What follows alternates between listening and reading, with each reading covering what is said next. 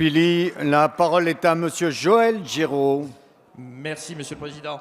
Monsieur le ministre des Affaires étrangères, lundi, le président élu des États-Unis, Donald Trump, s'est laissé aller à intimider les États européens par la menace d'une extinction de l'Alliance Atlantique et la promotion d'un accord commercial rapide entre Londres et Washington, tout en affirmant sa volonté de sanctionner lourdement une entreprise allemande. Il ne suffit pas de déclarer que ces propos sont inadmissibles. Il faut se donner les moyens d'affirmer notre souveraineté, comme les autres puissances globales le font, la Russie, les États-Unis, la Chine. Mais cette souveraineté ne repose pas en Europe sur l'affirmation de la force et sur l'intimidation.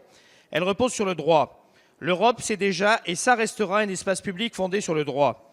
Les États-Unis aussi s'appuient sur la force de leur droit, dont la primauté est assise sur l'arme redoutable qu'est le dollar, comme ils considèrent que toute opération libellée en dollars dans le monde doit être conforme à la législation américaine. Ils confient à une administration et non à un tribunal le soin d'instruire les sanctions qui visent notamment nos entreprises en les mettant lourdement à l'amende, en continuant à vouloir s'imposer comme le tribunal économique du monde. Nous devons réagir car nous sentons poindre, à la lecture du très conservateur Die Welt, la tentation allemande d'une escalade dangereuse dans la libéralisation économique que ne renient pas les conservateurs français. Cela revient à privilégier le lien transatlantique par rapport au lien européen. En ce sens, la réponse de la chancelière Merkel, les Européens ont leur destin en main, ne suffit pas. Cette réaction prudente en est même inquiétante. Alors la France peut-elle répondre fermement avec les armes qui sont les nôtres, celles du droit ? La France peut-elle être à l'initiative pour demander la création de l'équivalent européen de l'Office de Foreign Assets Control, l'OFAC, américain, afin de répondre à l'offensive juridique de notre allié ? La France peut-elle appuyer les propos tenus par le commissaire européen aux affaires économiques, à savoir que les traités dont les Britanniques sont toujours membres interdisent à ceux-ci de nouer un partenariat commercial extérieur à l'Union tant qu'ils en sont membres, ce qui est bien le cas. Et la France peut-elle, pour répondre à l'extraterritorialité du droit américain, rappeler qu'une des règles institutives de l'Union européenne est la préférence communautaire ? Merci. La parole est à Monsieur Jean-Marc Ayrault, ministre des Affaires étrangères et du Développement international. Oui, merci, Monsieur le Président. Monsieur le député Joël Giraud, vous évoquez la prise de fonction dans quelques jours maintenant du nouveau président américain, Donald Trump, qui s'est exprimé très longuement dans deux journaux, un journal allemand et un journal britannique, interview évidemment que nous avons tous eu avec beaucoup d'attention. Et vous venez de terminer votre question en évoquant l'extraterritorialité de la loi américaine et qui peut nous pénaliser.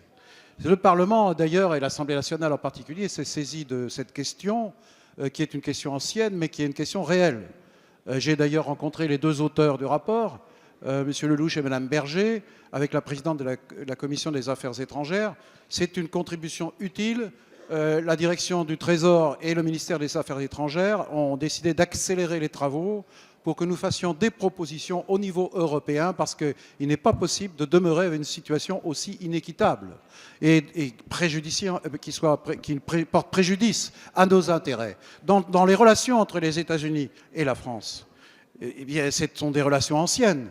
Nous voulons les conserver, nous voulons les préserver, mais sur la base de principes qui sont l'attachement que nous avons en commun à la démocratie, la liberté, les droits de l'homme, mais aussi nous sommes attachés à notre propre indépendance et à la défense de nos intérêts, ce qui fait que quand on décide, comme dimanche dernier, de tenir une conférence pour aborder la question de la paix au Proche-Orient, nous le faisons en toute liberté et en toute indépendance. Pour la suite, moi j'attends que le nouveau secrétaire d'État soit en fonction.